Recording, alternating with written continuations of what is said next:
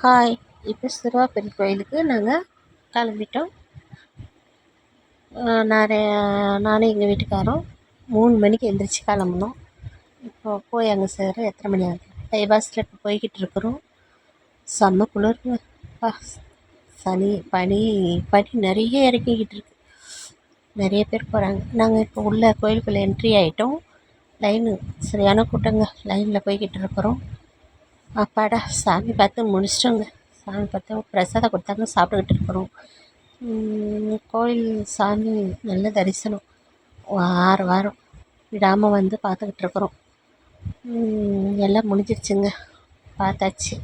இன்னும் ஒன்று, ஆட்டோக்காரங்களுக்கு 20 ரூபா கொடுக்குறது ஒவ்வொரு தடவையும் ரொம்ப கஷ்டமாக இருக்குது. போக வரத்துக்கு 40 ரூபா ஆகுது ஒரு ஆளுக்கு. அது மட்டும் கொஞ்சம் அறநிலை பார்த்தா கொஞ்சம் நல்லாயிருக்கும். 5 பேர் வந்தால் ஜாஸ்தியாகுது. சரி, ஓகே, பாய். நாங்கள் வீட்டுக்கு கிளம்பிக்கிட்டு இருக்கோங்க. மணி ஆயிடுச்சு.